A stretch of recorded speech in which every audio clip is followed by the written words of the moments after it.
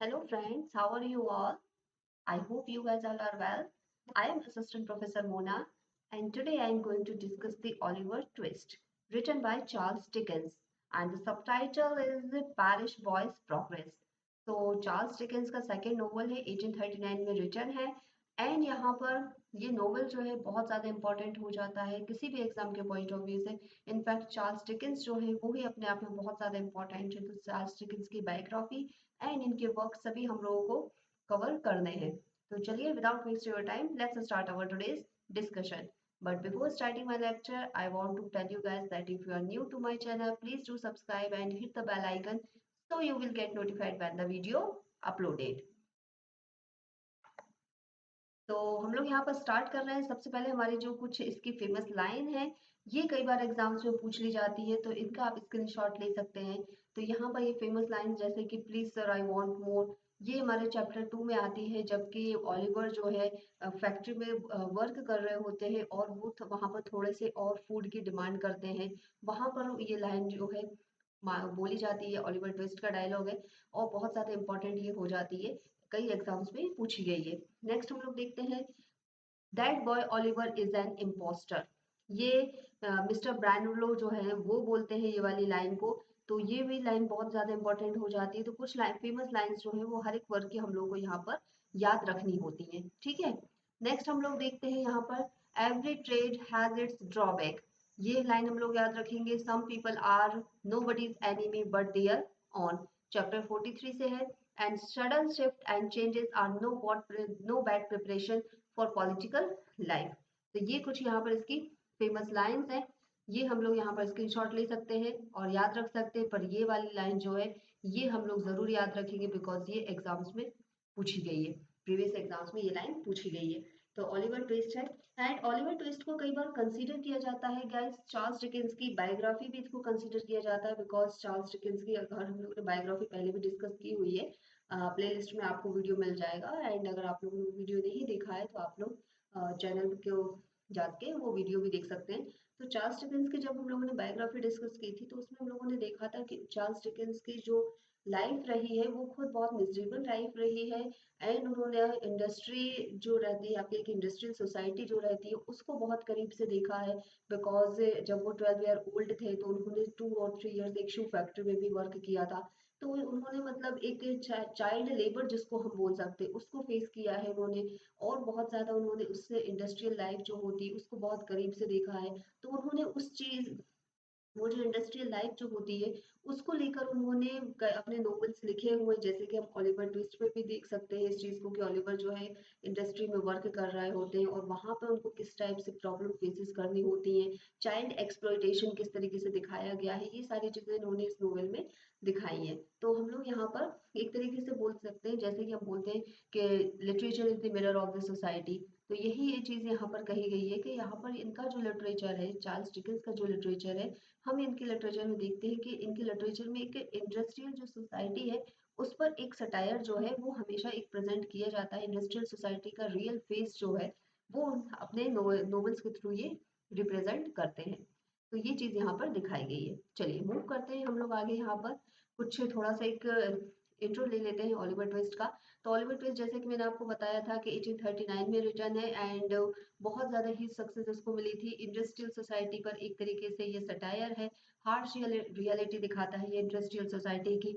And इसमें दूसरी हम बात करते हैं यहाँ पर कि किडनैपिंग, रॉबरी, ये सब चीज़ें बहुत ज़्यादा इंपॉर्टेंट मतलब रोल प्ले करती हैं। दूसरा ओलिवर जो है एक गैंग में जो है वो फंस जाता है और उस गैंग में मतलब ये पिक पॉकेटिंग जो होती है आपकी वो तरीके से वो दिखाई जाती है कि किस तरीके से लोगों के पर्स ये लोग चुराते हैं। पर चार्ल्स को तो वो, उनको ओलिवर को तो पता ही नहीं होता है कि वो खुद चोरी कर रहे हैं। तो ये सारी चीजें इस तरीके से दिखाई गई कि किस तरीके से ओलिवर जो है अपनी इनोसेंसी में कई बार थोड़े छोटे छोटे क्राइम वो कर देते हैं। बट ओवरऑल वो बहुत एक मिजरेबल लाइफ को लीड कर रहे होते हैं। और चार्ल्स डिकेंस की मिजरेबल लाइफ को रिप्रेजेंट किया गया है ओलिवर ट्विस्ट के थ्रू। चलिए मूव करते हैं। ओलिवर ट्विस्ट के कुछ इंपॉर्टेंट कैरेक्टर्स हैं, इसका आप स्क्रीनशॉट ले सकते हैं बिकॉज कैरेक्टर्स से बहुत बार क्वेश्चंस बनते हैं, इसलिए कैरेक्टर्स तो हम लोगों को अच्छे से याद करने होंगे। तो ओलिवर ट्विस्ट है तो ओलिवर ट्विस्ट तो हो गई। आर्टफुल डॉडगर है यहाँ पर जो कि एक गैंग का मेंबर होता है। फैन है जो कि एक जो आपकी गैंग रहती है, पिक पॉकेटिंग वाली जो गैंग रहती है, उसको ये रन कर रहे होते हैं। बिल साइक्स से नैन्सी है जो कि एक बहुत इंपॉर्टेंट रोल प्ले करती है। जब चार्ल्स जो है ओलिवर जो है उस गैंग से छूट जाते हैं, तो नैन्सी ही वो रोल प्ले करती है कि उनको वापस से वो कैप्चर करवाने में एक इंपॉर्टेंट रोल प्ले करती है। मिस्टर बम्बल हो गए, मिस्टर ब्राउनलो हो गए, मिस्टर सॉवेरवेरी जो कि एक आपकी चिमनी फैक्ट्री जो रहती है उसके ये ओनर रहते हैं, और चिमनी स्वीपर का काम ये ओलिवर को देते हैं वहां पर। चार्ल्स बैट्स हो गए, रोज मैरली, ये सब कैरेक्टर है, बट यहाँ के इंपॉर्टेंट कैरेक्टर्स जो है जहां से क्वेश्चन बन सकते हैं, ये इंपॉर्टेंट कैरेक्टर्स आपके यहाँ तक है, इनको हम लोग याद रखेंगे। ठीक है, चलिए मूव करते हैं। और अगर आप लोग दूसरी चीज है, अगर आप लोग ओलिवर ट्विस्ट को पढ़ रहे हैं तो उसकी समरी भी पढ़िए ही पढ़िए। हम लोग यहाँ पे एक उसका शॉर्ट डिस्कशन तो ले ही रहे हैं समरी का, बट उसके साथ में आप लोग क्या करिए, उसकी थीम्स को जरूर लेके चलिए साथ में, बिकॉज थीम्स से क्या हो जाता है, बहुत ज्यादा हेल्प मिलती है किसी भी नोवेल को समझने में। तो अब यहाँ पर एक क्वेश्चन रेज होता है आपका, जैसे कि is Oliver twist represents a criminal face of society. तो ऑफ कोर्स हम यहाँ पर देखते हैं, जब हम ओलिवर ट्विस्ट को पढ़ते हैं तब हम देखते हैं कि किस टाइप से ओलिवर ट्विस्ट जो है एक ऑर्फन चाइल्ड का रोल प्ले कर रहे हैं। ऑर्फन चाइल्ड है ये, एंड उनको क्या किया गया है, जब उनकी एज कितनी थी, 9 इयर्स थी, तभी उनको एक फैक्ट्री में काम पर लगा दिया जाता है। तो ये क्या प्रेजेंट करते हैं, एक तरीके से चाइल्ड लेबर को प्रेजेंट करता है। ठीक है, जैसे कि चार्ल्स डिकेंस की खुद की लाइफ में भी ये चीज हुई थी कि जब वो 12 इयर्स ओल्ड थे तो उनको वो एक शू फैक्ट्री में काम करते थे। तो ये एक चाइल्ड लेबर को भी रिप्रेजेंट कर रहा है। दूसरा, ये सोसाइटी की एक रियलिटी को भी प्रेजेंट कर रहा है कि सोसाइटी जब इंडस्ट्रियल सोसाइटी हो जाती है तो किस टाइप से वो हार्श हो जाती है चिल्ड्रंस के लिए। ठीक है, दूसरा यहाँ पर रिप्रेजेंट किया गया है मिस्टर सॉवरबेरी को appoint Oliver as a chimney factory, in a chimney factory as a chimney sweeper. तो ये अगेन रिप्रेजेंट करता है क्रिमिनल फेस ऑफ सोसाइटी को, बिकॉज इतने छोटे बच्चों से चिमनी फैक्ट्री जैसी फैक्ट्रीज में काम नहीं कराया जाता है, ऐसी जगहों पर काम नहीं कराया जाता है। एंड यहाँ पर हम लोग देखते हैं कि जब चिल्ड्रन से फैक्ट्रीज में काम कराया जाता है तो उनके सैनिटेशन का भी, उनके हाइजीन का ध्यान रखा जाता है, पर चिमनी फैक्ट्री में किसी भी टाइप का हाइजीन या फिर किसी भी टाइप की कोई भी सैनिटेशन का ध्यान नहीं रखा जाता। तो ये अगेन रिप्रेजेंट करता है एक तरीके से चाइल्ड लेबर को। और दूसरा यहाँ पर हम लोग देख सकते हैं कि यहाँ पर ओलिवर जब वो चिमनी फैक्ट्री में काम कर रहे होते हैं, इनफैक्ट उससे पहले जब वो एक फैक्ट्री में काम कर रहे होते हैं, तो वहाँ पर चिल्ड्रंस को भूखा भी रखा जाता है, उनको प्रॉपर फूड नहीं दिया जाता है। तो एक तरीके से ये पूरे जो है इंडस्ट्रियल सोसाइटी की हार्श रियलिटी या फिर एक जो क्राइम जो होता है उसको रिप्रेजेंट यहाँ पर इस नोवेल के थ्रू किया गया है।